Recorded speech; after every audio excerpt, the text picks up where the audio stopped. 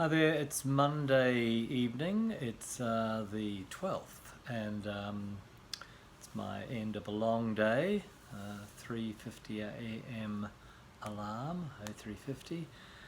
So it was good because I got onto the traffic early and I got to the gym in good time to have good workout, deadlifts today, and that's always a good solid exercise. And then I had a nice day with clients and got a bit of other stuff done as well. So all in all, a successful day, and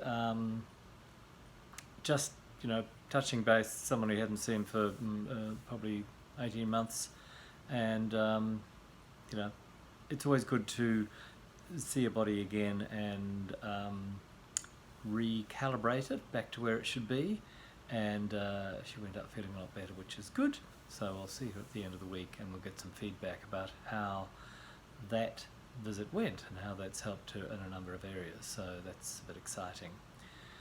Doing some follow-up for a client who's seeing a specialist, so I just did a bit of research, and that was good, and just reacquaint myself with some of the fine points of neuroanatomy, and then send her a little outline of what our diagnostic opinion is, and that will help her when she has the visit, that she might make some comments based on what we've found in the work we've done with her.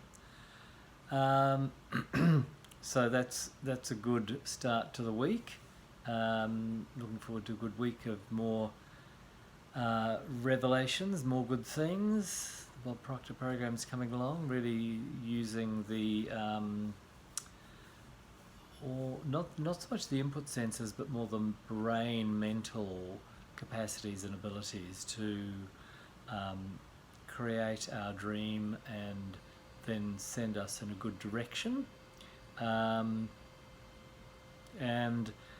It's week one of the One Final Way Challenge. I'm doing a second one back to back, and it's really interesting. This is interesting for all of us because I'm listening to the same material, but I'm getting whole different moments of, oh God, yes, I think I'd forgotten that already, or, oh, that's what they meant. So I can't under-emphasize or overemphasize, is the right word, how repetition is so important.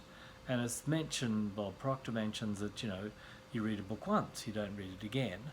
But I would say that if you actually want to learn something or understand something, reading or listening multiple times is necessary. So as we gain understanding and we create some neural pathways, then the next depth of the information makes sense. And it was very interesting, actually, on the freeway coming back, I was listening to an interview with Robert Kiyosaki and a radio show host in Romania, I think. And Robert Kiyosaki was quite rude, and he offered to leave the interview. He said, well, you don't want to listen to what I have to say, you want to sort of give me some opinions and tell me how much you know. I'm here to tell you. But basically what was very interesting, and it sort of fits in with the concept that you find in a lot of other materials, is he was really asking for a paradigm shift. And that if you want to learn more and actually have a different outcome, you have to change your paradigm. Because what we think is true is often not true. And because we believe it to be true, it colours all our decisions and limits what we can see as a possible alternative or solution. So I think that's really important, and that really is a matter of getting out some paper and asking yourself some questions. So, working for a job, saving money, what does that mean? Why do you think that? And what's the alternative? And rather than, if Robert Kiyosaki doesn't pay tax and he doesn't break the law, the question is, how does he do it, and why would it be lawful to not pay tax under the tax law? And what is the tax law? So it's an example of allowing yourself to have a different perspective by asking some really fundamental questions that are begging to be asked but often aren't.